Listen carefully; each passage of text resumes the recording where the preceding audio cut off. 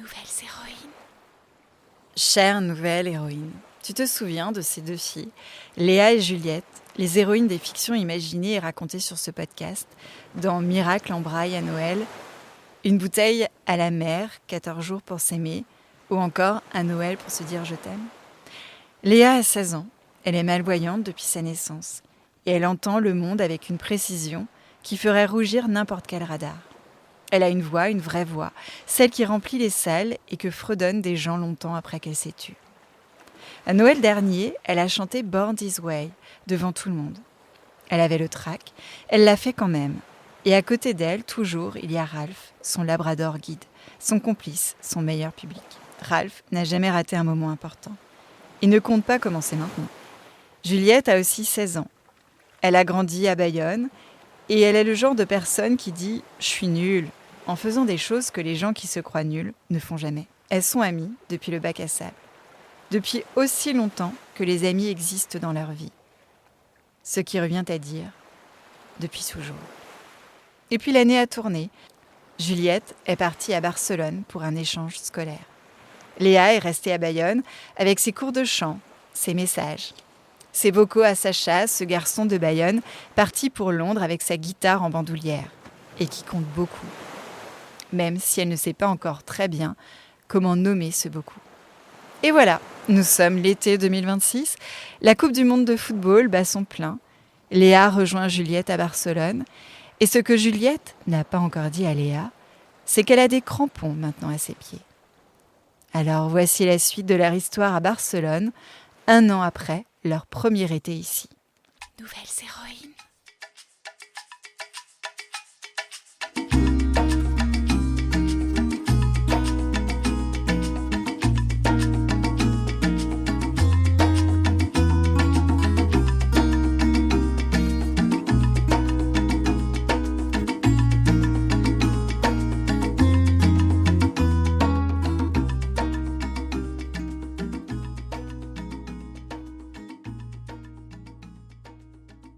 C'était en janvier.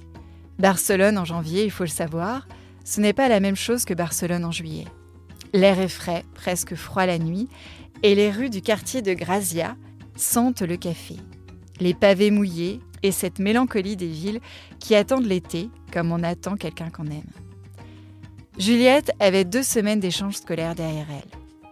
Elle connaissait le chemin de la supérette. À gauche au carrefour, puis tout droit jusqu'au marchand de journaux qui lui disait « Bon dia » avec un grand sourire, depuis qu'elle lui avait dit « Bon dia » la première, ce qui avait instauré entre eux un pacte de cordialité que ni l'un ni l'autre n'avait envie de rompre. Elle connaissait le trajet en métro pour le lycée, le bar où Lucas prenait son café le matin, la boulangerie dont les croissants n'avaient aucun rapport avec les croissants français, mais qui avaient leur propre qualité considérable.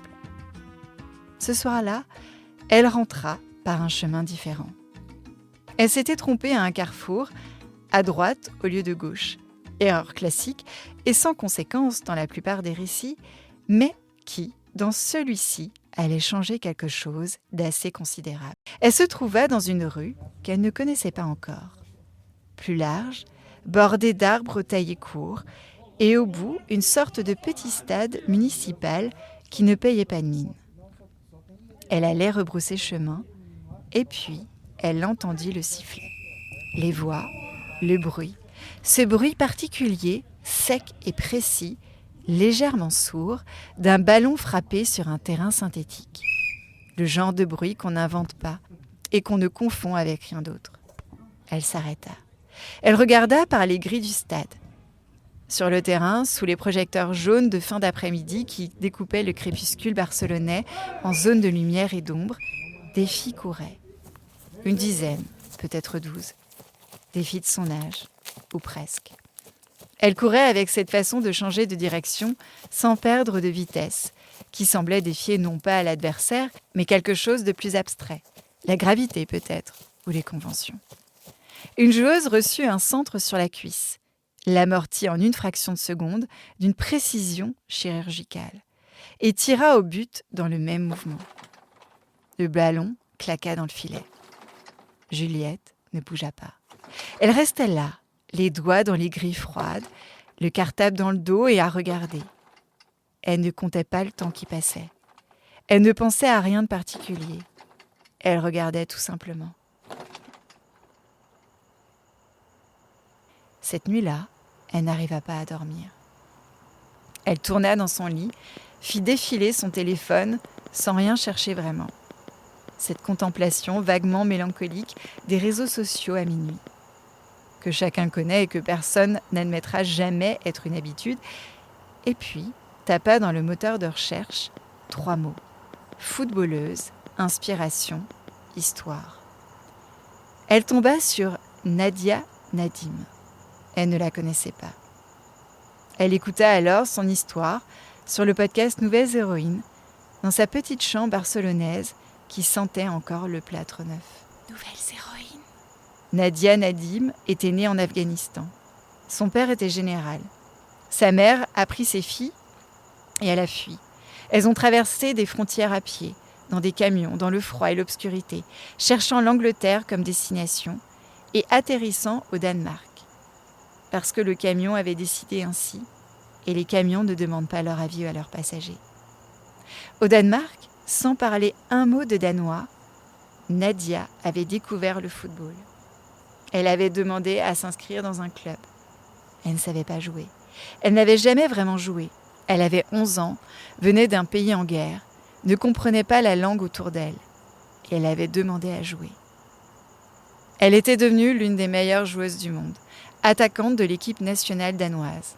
Et par ailleurs, parce que certaines personnes trouvent apparemment que cela ne suffit pas, elle avait aussi étudié la médecine pour soigner les femmes de son pays un jour. Juliette écouta ce passage plusieurs fois, parce qu'elle aussi elle jouait avec son papa quand l'Afghanistan était encore libre. Elle posa son téléphone sur sa poitrine, dans le noir du plafond. Et Juliette pensa à son père. Son père s'appelait Thomas. Il était grand, avec des mains larges et des yeux qui riaient toujours un peu en avant sur sa bouche, comme s'il connaissait la fin de la blague avant même de l'avoir racontée. Il aimait la mer, les frites au ketchup, les films qu'il regardait assis par terre comme un enfant, parce que, disait-il, les canapés sont surtout une invention pour ceux qui ont peur d'être confortables. Et il aimait le foot. Quand Juliette avait 6 ans, il l'emmenait dans le petit parc derrière la maison de Bayonne, apportait un ballon usé et trop dégonflé, le même depuis des années, jamais remplacé, comme si le dégonflement en faisait partie. Et il jouait pendant ce temps qu'on ne sait pas nommer sur le moment, parce qu'on ne sait pas encore qu'il va finir. Il lui faisait des passes simples, courtes, au ras du sol. Le ballon roulait sur l'herbe avec ce bruit d'herbe mouillée du matin. Regarde pas le ballon, Juliette. Regarde où tu veux l'envoyer. Mais je vois pas où il est si je regarde pas. Tes pieds voient. Tes pieds voient. Elle n'avait pas compris à l'époque. Tes pieds voient ? Il riait quand elle ratait et criait « C'est ça !» quand elle réussissait, les bras en l'air, comme si c'était le plus beau geste du monde. Et pour elle, dans ces moments-là, ça l'était. Son père est mort d'un cancer du poumon. Elle avait 9 ans. Il était tombé malade au printemps. En automne, il n'était plus là. C'était allé vite. Trop vite pour qu'on comprenne bien ce qui se passait. Trop vite pour que les mots arrivent à la même vitesse que les faits. Elle n'avait pas tout de suite compris ce que cela voulait dire, vivre sans lui. C'est venu progressivement dans les petits trous. Le samedi matin, sans personne dans le parc, la chaise vide du repas, la voix qu'elle cherchait dans les pièces de la maison et qui n'était plus nulle part, ni dans la cuisine, ni dans le couloir, ni dans le jardin. Elle n'avait plus jamais touché un ballon de foot après ça.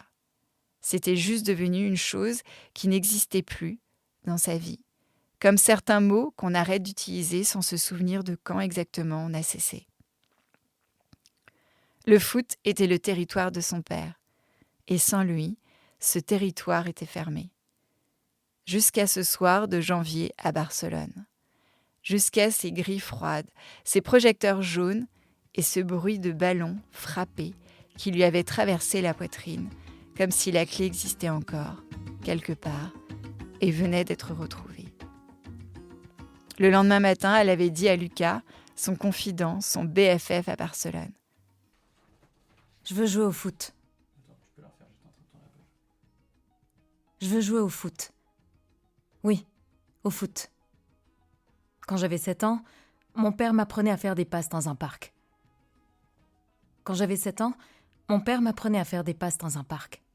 Lucas comprit les silences de Juliette. Il avait appris au cours des semaines précédentes, lesquelles appelaient une question et lesquelles demandaient simplement qu'on reste là sans parler. Et celui-ci appartenait à la deuxième catégorie.